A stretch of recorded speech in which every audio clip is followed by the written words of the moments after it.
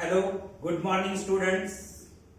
गेले काही दिवस आपण इनडेफिनाइट इंटिग्रेशन्स हा 12th सायन्सचा टॉपिक बघत आहोत.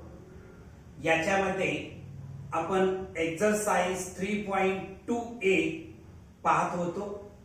त्यातला सेकंड क्वेश्चन जो आहे, integrate the following functions with respect to x. या क्वेश्चन मधले 3 सब क्वेश्चन्स आपण ऑलरेडी कंप्लीट केलेले आहेत. आज आपण क्वेश्चन नंबर 4 बघणार आहोत. बघा क्वेश्चन नंबर 4 काय आहे. 1 upon sin x into cos x plus 2 cos square x हे जे फंक्शन आहे हे आपल्याला इंटिग्रेट करायचं आहे विथ रिस्पेक्ट टू x. प्रथमतः आपण हे function let I is equal to integration of 1 upon sin x into cos x plus 2 cos square x dx असं कन्सिडर करू. आता या ठिकाणी हे फंक्शन आपण प्रथमतः सिंप्लिफाय करून घेऊया. I is equal to integration of 1 upon denominator मधून मी cos स्क्वेअर x कॉमन काढतो. जर cos स्क्वेअर x कॉमन काढलं तर इथं उरणार आहे sin x upon cos x plus इथं उरणार आहे 2 विथ रिस्पेक्ट टू x. तुम्हाला प्रश्न पडला असेल की इथं sin x cos x आहे, त्याच्यातून आपण cos स्क्वेअर x कॉमन काढलेला आहे. बघा sin x into cos x, sin x into cos x या टर्म मधून जर मला cos स्क्वेअर x कॉमन काढायचं असेल तर याच्या न्यूमरेटरला आणखी डिनॉमिनेटरला cos x न मल्टिप्लाय करावं लागेल. बघा sin x इंटू न्यूमरेटरला जर मी cos x न मल्टिप्लाय केलं तर cos स्क्वेअर x मिळेल अपॉन cos x. आता न्यूमरेटर मधून cos स्क्वेअर x जर मी कॉमन घेतलं तर ब्रॅकेट मध्ये उरणार आहे sin x upon cos x. इथं तेच केलेलं आहे. sin x into cos x मधून जेव्हा मी cos स्क्वेअर x कॉमन काढतो तेव्हा ब्रॅकेट मध्ये sin x upon cos x उरणार आहे प्लस इथं cos स्क्वेअर x बाहेर आलं तर 2 शिल्लक राहणार आहे. नेक्स्ट स्टेपला I is equal to integration of हे 1 अपॉन cos स्क्वेअर x याच्यासाठी मी sec स्क्वेअर x लिहू शकतो, कारण तुम्हाला हा फॉर्म्युला पाठ आहे. 1 upon cos x is equal to sec x. या फॉर्म्युल्यानुसार 1 अपॉन cos स्क्वेअर x साठी मी sec स्क्वेअर x लिहू शकतो upon sin x upon cos x म्हणजेच tan x plus 2 with respect to x. Next स्टेपला बघा. नेक्स्ट स्टेपला काय होईल बघा. इथं जर तुम्ही ऑब्झर्व केलं तर tan x प्लस 2 च जर डेरिव्हेटिव्ह काढली म्हणजेच d by dx of tan x plus 2 याची जर डेरिव्हेटिव्ह मिळवायची ठरवली तर tan x ची डेरिव्हेटिव्ह sec स्क्वेअर x येते आणि 2 कॉन्स्टंट आहे त्याची डेरिव्हेटिव्ह 0 येते. म्हणजे याची डेरिव्हेटिव्ह sec स्क्वेअर x अशी मिळते आहे. म्हणजेच instead of sec square x मी लिहू शकतो I is equal to instead of sec square x मी लिहू शकतो I is equal to integration of d by dx of tan x plus 2 upon tan x plus 2. Instead of sec square x मी लिहिलेला आहे d by dx of tan x plus 2. आता हा formula तुम्हाला पाठ आहे. Integration of f dash of x upon f of x dx is equal to log mod f of x plus integral constant c. जर न्यूमरेटरला डिनॉमिनेटरची derivative असेल तर त्याचं इंटिग्रेशन log mod हे जे डिनॉमिनेटरला जे फंक्शन आहे ते आपण इथं लिहितो, आणखी प्लस इंटिग्रल कॉन्स्टंट सी लिहितो. या फॉर्म्युल्याच्या आधारे I इज इक्वल टू मला मिळणार आहे याचं integration log mod tan x plus 2 plus integral constant c हे तुमचं फायनल आन्सर आहे. Okay, next question. Next question काय आहे बघा. sin x plus 2 cos x upon 3 sin x plus 4 cos x हे जे गिवन फंक्शन आहे हे आपल्याला इंटिग्रेट करायचं आहे विथ रिस्पेक्ट टू x. प्रथमतः आपण हे गिवन फंक्शनचं इंटिग्रेशन I येतं असं कन्सिडर करू. Let I is equal to integration of sin x plus 2 cos x upon 3 sin x plus 4 cos x with respect to x. आता हे जे गिवन फंक्शन आहे ज्याचं आपल्याला इंटिग्रेशन फाइंड आउट करायचं आहे, हे फंक्शन एका विशिष्ट टाइपचं फंक्शन आहे, एका विशिष्ट फॉर्मॅट मधलं फंक्शन आहे. बघा, इंटिग्रल ऑफ द फॉर्म, समजा तुमचं given function a sin x plus b cos x upon c sin x plus d cos x या फॉर्मॅट मध्ये असेल, किंवा given function a into e raise to x plus b upon c into e raise to x plus d या format मध्ये असेल. या टाइपची functions integrate करत असताना न्यूमरेटरचं कन्व्हर्शन करायचं, न्यूमरेटरचं रूपांतर करायचं. कशामध्ये रूपांतर करायचं आहे बघा. a into denominator, a into denominator plus b into d by dx of denominator. बघा, न्यूमरेटरचं कन्व्हर्शन करणार तुम्ही a into denominator plus b into d by dx of denominator. याच्यामध्ये a आणखी b हे कॉन्स्टंट नंबर असतात, कॉन्स्टंट रियल नंबर्स असतात. आणखी जेव्हा हे तुम्ही फर्दर सिम्प्लिफाय करणार आहात त्याच्यानंतर सिमिलर टर्म्स इक्वेट करून आपण a आणखी b ची व्हॅल्यू मिळवतो. तर या ठिकाणी हा जो कन्सेप्ट आहे, हे गिवन फंक्शन जे आहे ते a sin x plus b cos x upon c sin x plus d cos x या फॉर्मॅट मध्ये असल्यामुळं हा कन्सेप्ट इथं आपण वापरणार आहे. बघा, हा कन्सेप्ट आपल्याला कशा पद्धतीनं वापरता येईल. या ठिकाणी आपण let numerator is equal to a into denominator plus b into d by dx of denominator. याच्यामध्ये न्यूमरेटर माझ्याकडे आहे sin x plus 2 cos x is equal to a into denominator माझ्याकडे आहे 3 sin x plus 4 cos x plus b into d by dx of denominator 3 sin x plus 4 cos x. Next स्टेपला sin x plus 2 cos x is equal to a into bracket 3 sin x plus 4 cos x plus b into bracket मध्ये. आता याची मी derivative find out करतो आहे. 3 constant आहे बाहेर येईल. sin x ची डेरिव्हेटिव्ह cos x येते plus 4 constant as it is बाहेर येणार.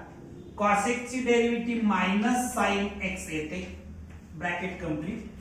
नेक्स्ट स्टेपला sine x plus 2 cos x is equal to a into bracket 3 sine x plus 4 cos x plus b into bracket मध्ये 3 cos x minus plus minus minus 4 sine x. याला मी equation number A असं नाव देऊन ठेवतो.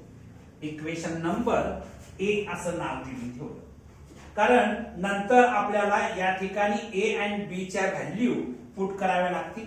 Next स्टेपला काय होईल बघा. Sine x plus 2 cos x is equal to a न याला मल्टिप्लाय केलं या ब्रॅकेटला तर 3a sin x plus 4a cos x plus 3b cos x minus 4b sin x असं आपल्याला मिळणार आहे. नेक्स्ट स्टेपला मी इथं लिहितो sine x plus 2 cos x is equal to, आता इथं बघायचं 3a sin x आणखी मायनस 4b sin x. या दोन टर्म्स मधून sin x कॉमन घेतलं तर ब्रॅकेट मध्ये राहणार आहे 3a minus 4b, 3a minus 4b into sine x. ठीक आहे. त्याच्यानंतर इथं बघा 4a cos x आणखीन प्लस 3b cos x. या दोन टर्म्स मधून मी cos x जर कॉमन घेतलं तर इथं मी लिहितो आहे प्लस cos x जर कॉमन घेतलं तर 4a प्लस 3b ब्रॅकेट मध्ये राहणार आहे 4a plus 3b into cos x. आता या ठिकाणी तुम्ही बोथ साइड्स जर इक्वेट केल्या तर तुमच्या लक्षात येईल 3a minus 4b is equal to 1 येणार कारण साइन x आणि साइन x चे कोएफिशिएंट आपण इक्वेट करतो आहे. बाय कंपेरिंग वी गेट, आपण कंपेअर केल्यानंतर बाय कंपेरिंग सिमिलर टर्म्स पाहिजे म्हणा. By comparing similar terms we get, similar terms compare केल्यानंतर मला मिळत आहे 3a minus 4b, 3a minus 4b is equal to 1 मिळत आहे. याला मी इक्वेशन नंबर 1 असं नाव देतो. त्याच्यानंतर 4a plus 3b, 4a plus 3b is equal to 2 मिळत आहे. याला इक्वेशन नंबर 2 असं नाव देतो. या टाइपची इक्वेशन तुम्ही स्कूल लेवलला सॉल्व्ह केलेले आहेत, त्याचा आपल्याला आधार घेता येईल. तर इथं कोणाचे तरी एकाचे कोएफिशिएंट आपल्याला इक्वल करता येतील. तुम्ही एकदा ऍडिशन आणि एकदा सबट्रॅक्शन करून इक्वेशन नंबर 3 आणि इक्वेशन नंबर 4 मिळवू शकता. आणखी a आणि b ची व्हॅल्यू काढू शकता. किंवा तुम्ही b चे कोएफिशिएंट जर इक्वल करायचे ठरवले तर इक्वेशन 1 ला 3 न मल्टिप्लाय करावं लागेल आणि इक्वेशन 2 ला 4 न मल्टिप्लाय करावं लागेल. मी इथं लिहितो आहे, काय लिहितो आहे बघा की equation 1 into 3 and equation 2 into 4 we get. Me equation 1 ला 3 न मल्टिप्लाय करतो आहे. याला जर 3 न मल्टिप्लाय केलं तर 9a minus 12b is equal to 3. याला इक्वेशन नंबर 3 असं नाव देतो. त्याच्यानंतर इक्वेशन 2 ला मी 4 न मल्टिप्लाय करणार आहे. 4 into 4a म्हणजे 16a मायनस प्लस आहे प्लस 12b 4 न मल्टिप्लाय केल्यानंतर इज इक्वल टू 8. याला इक्वेशन नंबर 4 असं नाव देतो. आता मी नेक्स्ट स्टेपला हे equation A me as it is ठेवलेला आहे कारण मला त्याच्यामध्ये ए आणखी बी च्या व्हॅल्यू भरायचे. मी इथं जागा अवेलेबल करतो आहे. आता या ठिकाणी बी चे कोएफिशिएंट इक्वल केलेले आहेत आणि साइन आपली सेम आहे त्यामुळे आपण ऍडिशन करू. तर equation 3 plus equation 4 we get equation 3 आणखी इक्वेशन 4 जर मी ऍड केलं तर मला काय मिळणार बघा. या ठिकाणी ही जर ऍडिशन केली तर हे plus 12b minus 12b cancel होईल. 16a प्लस 9a म्हणजे 25a मिळणार. 25a is equal to 8 plus 3 केलं तर आपल्याला 11 मिळत आहे. therefore a is equal to 11 upon 25. आपल्याला a ची व्हॅल्यू मिळालेली आहे 11 अपॉन 25. ही व्हॅल्यू तुम्ही मगाशी जे तुम्हाला इक्वेशन मिळालं होतं त्यापैकी एका कुठल्या तरी इक्वेशन मध्ये पुट करा. तर हे a is equal to 11 upon 25 ही जी व्हॅल्यू आहे ती इक्वेशन 1 मगाशी आपल्याला मिळालं होतं 3a minus 4b is equal to 1. या इक्वेशन मध्ये तुम्ही a ची व्हॅल्यू पुट करा. 3 into 11 upon 25 minus 4b is equal to 1. आता 33 upon 25 minus 1 is equal to 4b. म्हणजेच इथं 33 minus 25 upon 25 is equal to 4b. म्हणजेच b ची व्हॅल्यू काढत असताना 33 मायनस 25 केलं तर 8 राहत आहे. 8 अपॉन 25 त्याच्यानंतर हे 4 इंटू आहे या साइडला येऊन ते डिवाइड होणार इज इक्वल टू b. 4 1 जा 4 4 2 जा 8 2 upon 25 is equal to b. म्हणजे b ची व्हॅल्यू मला मिळालेली आहे. b ची व्हॅल्यू आपल्याला मिळालेली आहे 2 अपॉन 25.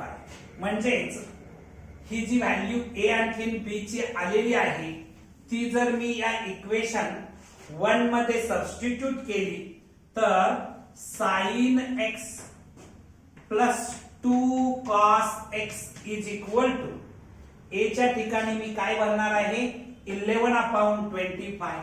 11 अपॉन 25 इनटू ब्रॅकेट मध्ये 3 sin x plus 4 cos x. त्याच्यानंतर इथं b ची व्हॅल्यू मी पुट करतो आहे. b ची व्हॅल्यू आपल्याला काय मिळालेली आहे प्लस 2 अपॉन 25 इनटू ब्रॅकेट मध्ये 3 cos x minus 4 sin x. असं फ्रॉम a वरून इक्वेशन a वरून आपल्याला मिळालेलं आहे.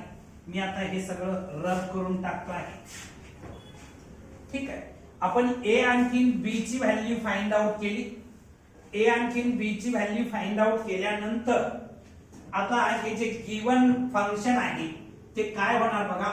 i is equal to integration of हा जो न्यूमरेटर आहे sin x plus 2 cos x त्याचं कन्वर्शन आपण केलेलं आहे 11 अपॉन 25 इनटू ब्रॅकेट मध्ये 3 sin x plus 4 cos x plus 2 upon 25 into bracket मध्ये 3 cos x minus 4 sin x असं न्यूमरेटरचं कन्वर्शन करून घेतलं.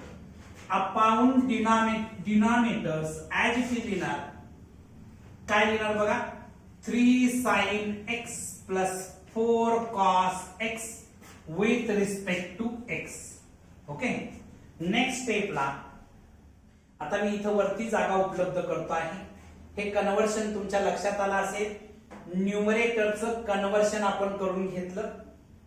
कशामध्ये कन्वर्शन केलेलं आहे, a into denominator plus b into derivative of denominator या फॉर्मॅट मध्ये कन्वर्शन केलं.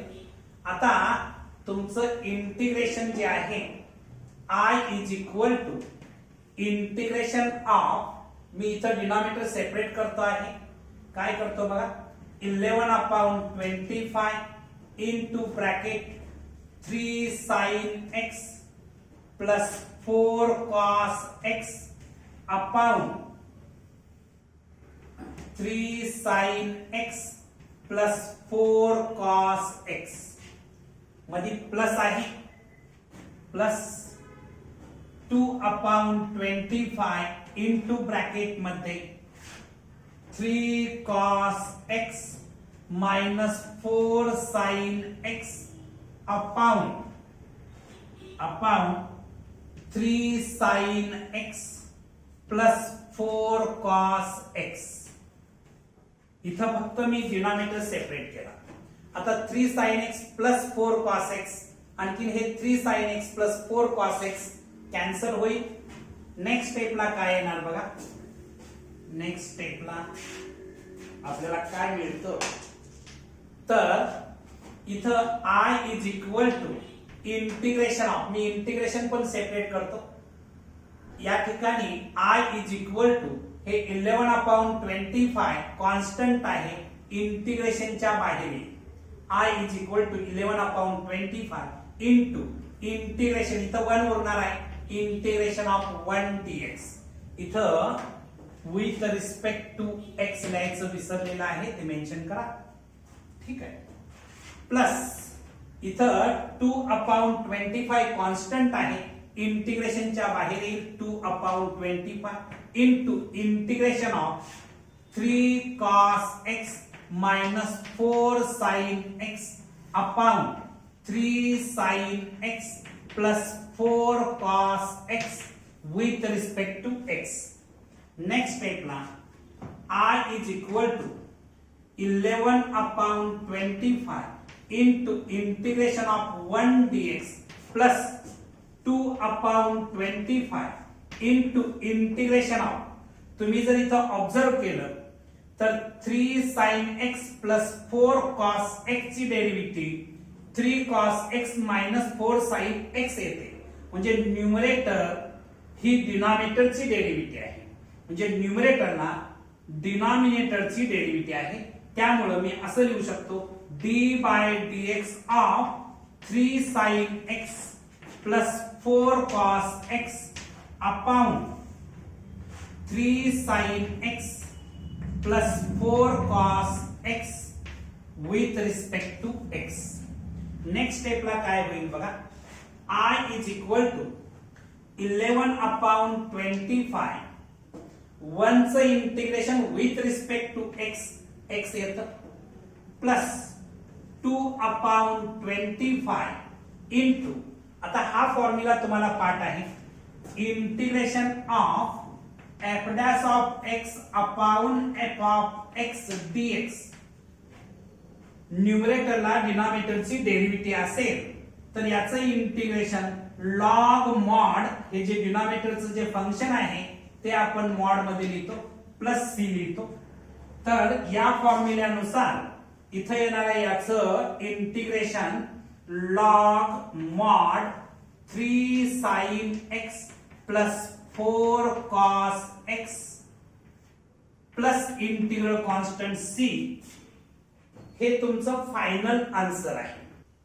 तर हा कन्सेप्ट तुम्ही लक्षात ठेवा, integral of the type a sin x plus b cos x upon c sin x plus d cos x या format मध्ये गिवन फंक्शन असेल तर त्याचं इंटिग्रेशन करण्यासाठी न्यूमरेटरचं कन्वर्शन आपण कोणत्या फॉर्मॅट मध्ये करतो, numerator is equal to a into denominator plus b into d by dx of denominator, या फॉर्मॅट मध्ये आपण कन्वर्शन करून घेतो. आणि मग त्याचं इंटिग्रेशन करतो. हे लक्षात ठेवा. अत्यंत सिंपल आहे. फक्त लेंदी प्रोसेस असल्यामुळे तुम्हाला अवघड वाटण्याची शक्यता आहे, पण खूप सिंपल आहे. अजून काही एक्झाम्पल आपण बघितली की या टाईपच्या क्वेश्चन वरती तुमची चांगली पकड तयार होईल. Okay, next question. Next question काय आहे बघा. Question number 6. 1/2 plus 3 tan x हे फंक्शन आपल्याला इंटिग्रेट करायचं आहे with respect to x. Let I is equal to integration of 1/2 plus 3 tan x. या फंक्शनला आपण सिंप्लिफाय करून घेऊया. I is equal to integration of 1/2 plus 3 हे tan x म्हणजेच sin x upon cos x. Instead of tan x आपण sin x upon cos x लिहिलं. With respect to x mention करायला विसरायचं नाही. ठीक आहे. आता नेक्स्ट स्टेपला बघा. याचा डिनॉमिनेटर 1 आहे, याचा डिनॉमिनेटर cos x आहे. तर I is equal to integration of cross multiplication केलं तर 1/2 cos x plus 3 sin x upon cos x with respect to x. हे डिवाइड मीन्स इनवर्सली मल्टिप्लाय केलं तर I is equal to integration of cos x upon 2 cos x plus 3 sin x with respect to x. आता हे function a sin x plus b cos x upon c sin x plus d cos x या format मध्ये आहे. बघा इथं फक्त म्हणजे sin x चा कोएफिशिएंट 0 असल्यामुळं इथं sin x ची टर्म नाही तर हे फंक्शन त्याच फॉर्मॅट मध्ये आहे. कारण हे फंक्शन मी असं लिहू शकतो. I is equal to integration of 0 sin x plus cos x upon 3 sin x plus 2 cos x with respect to x असं मी हे फंक्शन लिहू शकतो. म्हणजे हे जे गिवन फंक्शन आहे ते थोडक्यात a sin x plus b cos x upon c sin x plus d cos x या फॉर्मॅट मध्ये आहे. आता या फॉर्मॅट मध्ये असणारं फंक्शन सॉल्व करण्यासाठी तुम्ही न्यूमरेटर कन्वर्ट करताय. कशामध्ये कन्वर्ट करताय. Let numerator is equal to a into denominator plus b into d by dx of denominator. Okay. आता न्यूमरेटर माझ्याकडे आहे cos x. Okay. Is equal to 0 sin x plus cos x आता तरी लिहिण्याची आवश्यकता नाही, फक्त cos x लिहिलं तरी चालेल. a इंटू डिनॉमिनेटरला आहे 3 sin x plus 2 cos x plus b into d by dx of 3 sin x plus 2 cos x. 2 cos x. ठीक है. नेक्स्ट स्टेपला cos x is equal to a into bracket 3 sin x plus 2 cos x plus b into bracket. या bracket मध्ये 3 constant आहे, याची derivative या ब्रॅकेटची आपण काढतो आहे. 3 कॉन्स्टंट आहे बाहेर येणार.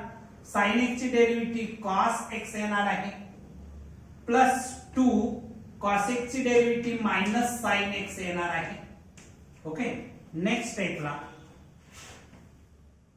cos x is equal to a into bracket 3 sin x plus 2 cos x plus b into bracket मध्ये 3 cos x plus minus 2 sin x याला मी इक्वेशन नंबर, तुम्ही कुठलंही लेटर वापरू शकता.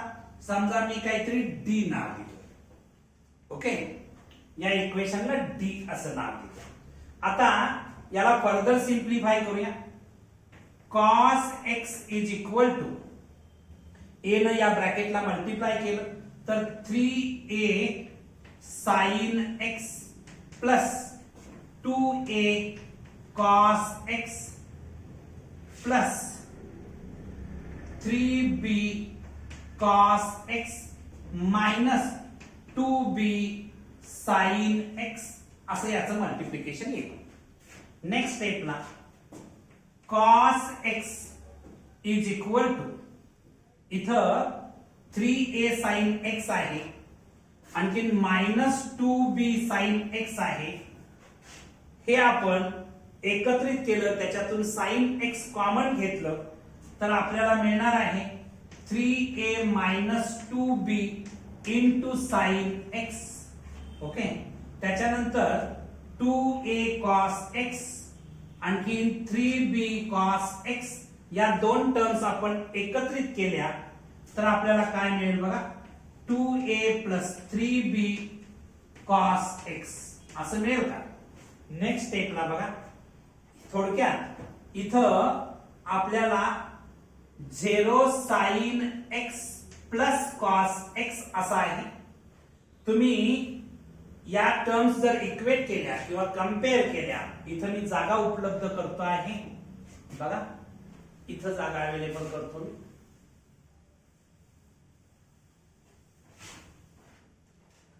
तर बाय कंपेअरिंग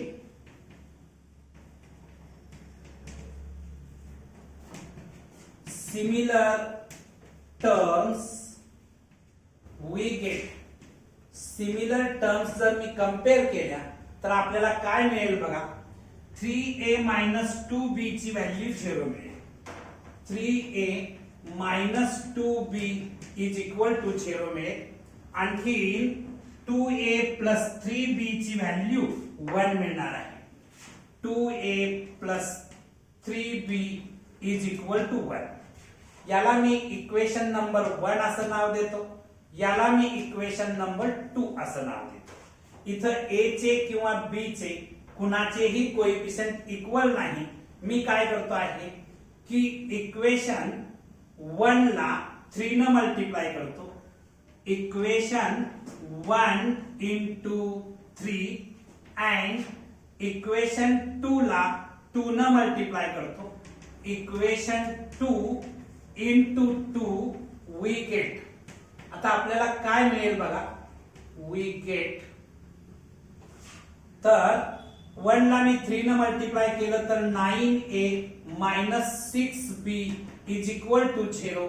याला इक्वेशन नंबर 3 असं नाव देतो. इक्वेशन 2 ला मी 2 न मल्टिप्लाय केलं तर 4a plus 6b is equal to 2 येणार आहे. याला मी 2 न मल्टिप्लाय केलेला आहे. याला इक्वेशन नंबर 4 असं नाव देतो. हे इक्वेशन 3 आणि इक्वेशन 4 जर मी ऍड केलं, equation 3 plus equation 4 we get equation 3 आणखी 4 ऍड केल्यानंतर जेव्हा मी ऍडिशन करणार आहे तेव्हा plus 6b minus 6b cancel होईल. 9a प्लस 4a म्हणजेच तुम्हाला मिळणार आहे 13a इज इक्वल टू, इथं 2 मिळणार आहे म्हणजेच a इज इक्वल टू 2/13. ही तुमची a ची व्हॅल्यू आहे. ही जी व्हॅल्यू मिळाली ती a ची व्हॅल्यू मिळालेली आहे. म्हणजे a ची व्हॅल्यू तुम्हाला मिळालेली आहे 2/13. आता ही आलेली व्हॅल्यू तुम्ही इक्वेशन 1 किंवा 2 कशामध्येही ठेवा. समजा मी इक्वेशन 1 मध्ये ठेवायची ठरवली, put a is equal to 2/13 in equation 1 we get. Equation 1 मध्ये मी जर भरायची ठरवली, इक्वेशन 1 माझ्याकडे आहे 3a minus 2b is equal to 0. या इक्वेशन मध्ये a ची व्हॅल्यू 3 इंटू 2/13 पुट केली minus 2b is equal to 0. नेक्स्ट स्टेपला काय होईल बघा, 6/13 इज इक्वल टू हे मायनस 2b त्या साईडला गेलं तर प्लस 2b होणार आहे. नेक्स्ट स्टेपला बघा, हे 2 इंटू आहे इकडे येऊन डिवाइड होणार. 6/13 into 2 is equal to b. 2 1 जा 2, 2 3 जा 6, म्हणजेच b ची व्हॅल्यू मला मिळालेली आहे 3/13. b ची व्हॅल्यू काय मिळालेली आहे 3/13. आता a ची व्हॅल्यू आणखी या ठिकाणी a ची व्हॅल्यू मिळालेली आहे, इथं b ची व्हॅल्यू मिळालेली आहे. या व्हॅल्यूज मी या d नावाच्या इक्वेशन मध्ये भरतो. तर हे d इक्वेशन काय होणार बघा, cos x is equal to a च्या जाग्याला 2/13 पुट केलं into bracket 3 sin x plus 2 cos x plus b च्या जाग्याला 3/13 पुट करणार. 3/13 इनटू ब्रॅकेट मध्ये 3 cos x minus 2 sin x मिळणार आहे. ठीक आहे. आता एवढं मिळवल्यानंतर आपल्याला हे जे गिवन फंक्शन आहे त्याचं कन्वर्शन करता येईल. न्यूमरेटरचं कन्वर्शन, न्यूमरेटरला cos x आहे, 0 sin x plus cos x म्हणजे cos x च आहे. तर काय होईल बघा, मी डायरेक्ट इथं लिहितो.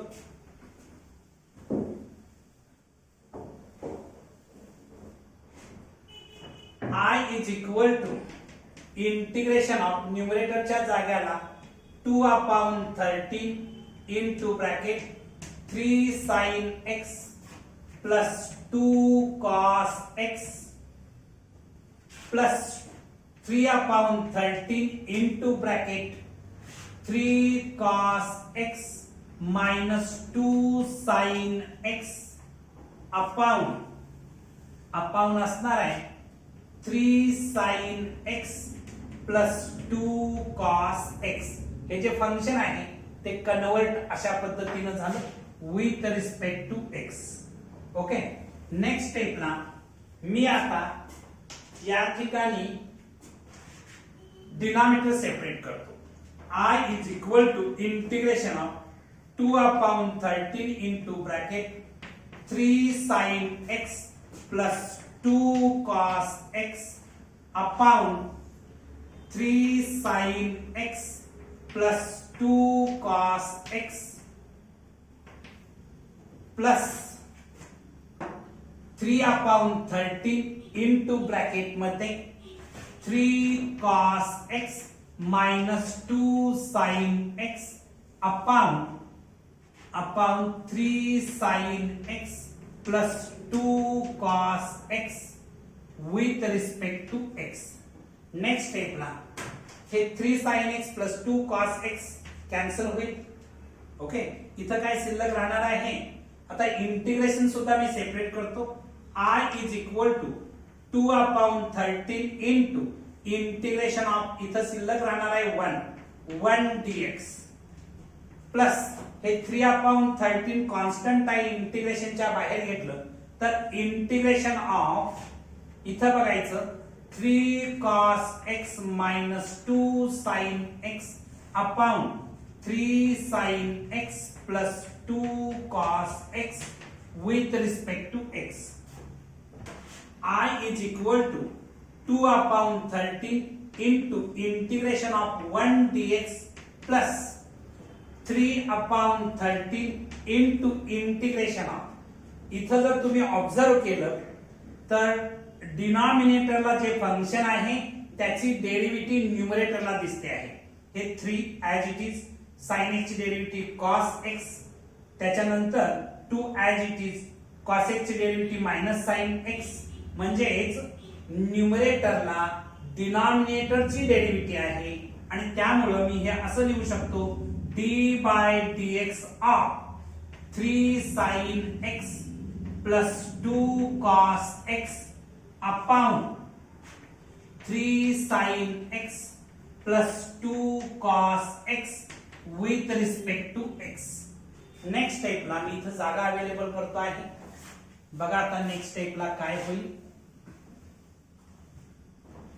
I is equal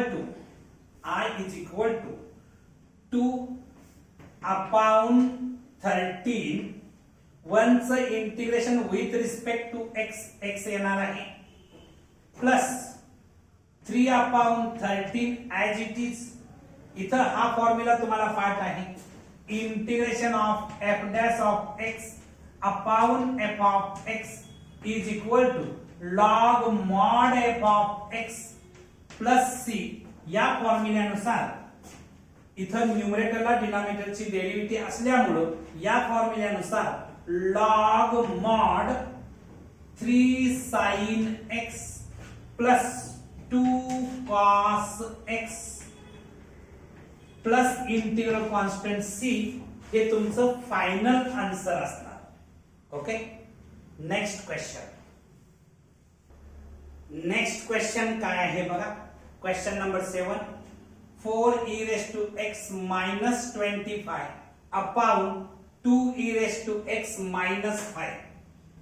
हे फंक्शन आपल्याला इंटिग्रेट करायचं आहे with respect to x. Let I is equal to integration of 4 e raised to x minus 25 upon 2 e raised to x minus 5 with respect to x. हे जे given function आहे हे कोणत्या format मध्ये आहे बघा.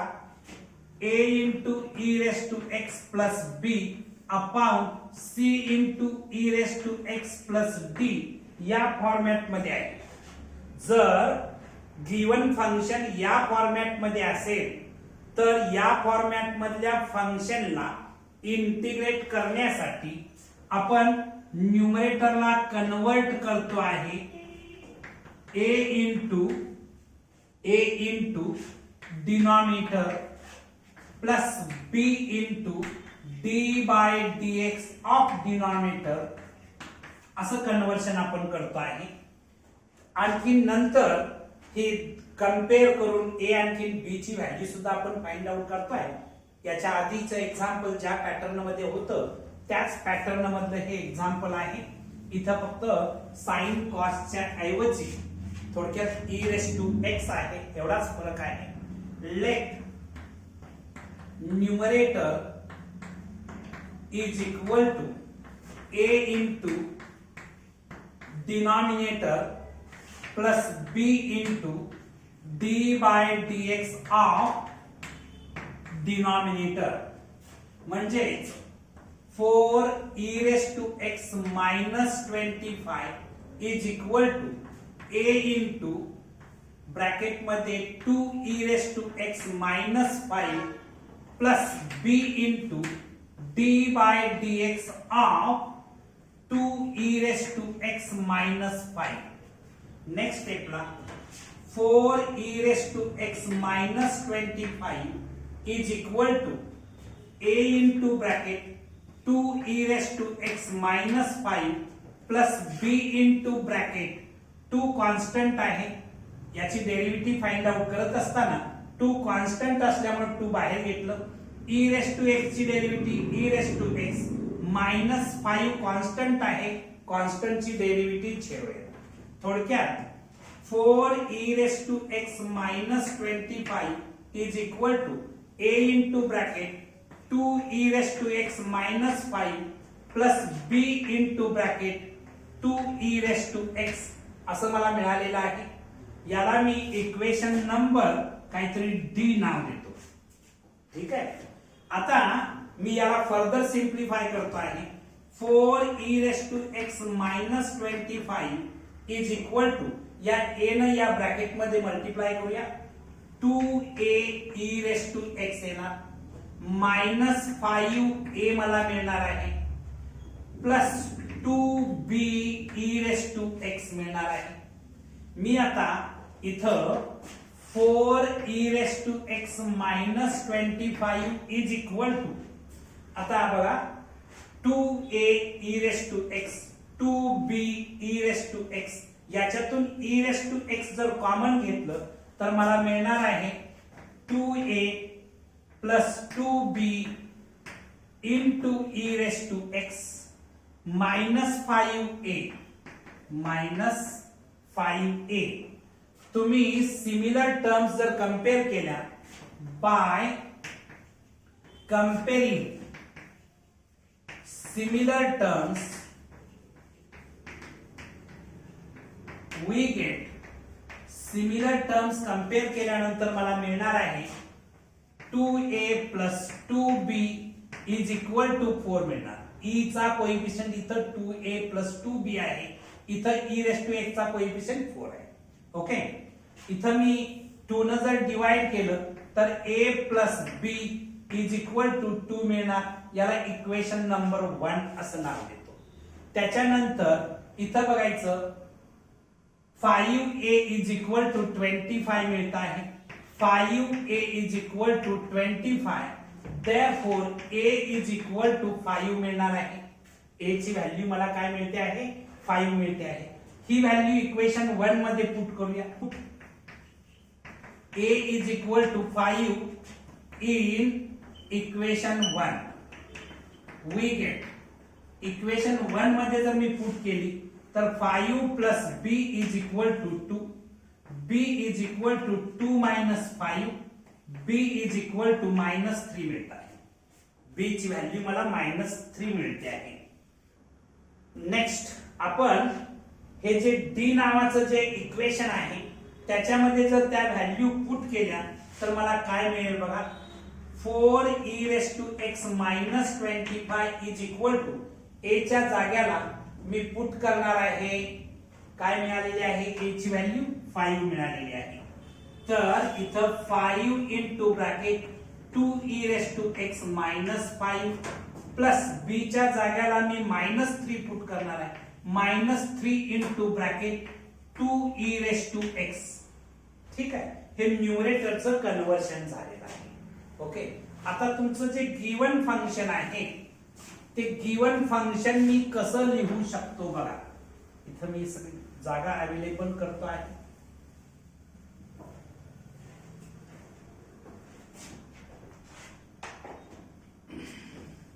i इज इक्वल टू ह्या न्यूमरेटरचं हे कन्व्हर्शन मी इथं भरतो आहे. 5 into 2e raised to x minus 5 plus minus minus direct लेतो minus 3 into 2e raised to x upon 2e raised to x minus 5 with respect to x. असं given function convert करून आपल्याला मिळणार आहे. नेक्स्ट स्टेपला बघा. या ठिकाणी i is equal to integration of denominator separate करतो आहे 5 into 2e raised to x minus 5 upon 2e raised to x minus 5 minus 3 2e raised to x upon 2e raised to x minus 5 with respect to x. Next स्टेपला काय होईल बघा. 2e raised to x minus 5 2e raised to x minus 5 cancel होईल. तर मिळणार आहे i is equal to हे 5 constant आहे इंटिग्रेशनच्या बाहेर घेतो 5 इंटू इंटिग्रेशन ऑफ 1 dx असं याचं इंटिग्रेशन सेपरेट करताना होणार. हे 3 मायनस 3 कॉन्स्टंट आहे मी बाहेर घेतलं minus 3 into integration of 2e raised to x upon 2e raised to x minus 5 with respect to x. Next स्टेपला मी इथं लिहितो आहे i इज इक्वल टू हे 5 कॉन्स्टंट ऍज इट इज 1 चं integration with respect to x येणार आहे minus 3 into. आता इथं जर तुम्ही विचारात घेतलं तर न्यूमरेटरला डिनॉमिनेटरची डेरिव्हेटिव्ह आणि त्यामुळं याचं इंटिग्रेशन येणार आहे बघा log mod 2e raised to x minus 5 plus integral constant c. कुठल्या फॉर्म्युल्याच्या आधारे integration of f dash of x upon f of x with respect to x is equal to log mod f of x plus c. जर न्यूमरेटरला डिनॉमिनेटरची derivative असेल तर आपण हा formula use करतो आहे. लॉग इनटू डिनॉमिनेटरला जे फंक्शन असेल ते मॉड मध्ये लिहितो आहे प्लस सी, म्हणजे लॉग ऑफ मॉड डिनॉमिनेटरचं फंक्शन प्लस सी. अशा पद्धतीने त्याचं इंटिग्रेशन होतं. हे तुमचं फायनल आन्सर आहे. आज आपण इथं थांबणार आहोत. तुम्हाला हा व्हिडिओ आवडला असेल तर लाईक, शेअर अँड सबस्क्राईब करा. या एक्सरसाइजचा remaining part next video lectures मध्ये आपण बघणार आहोत. Okay, thank you.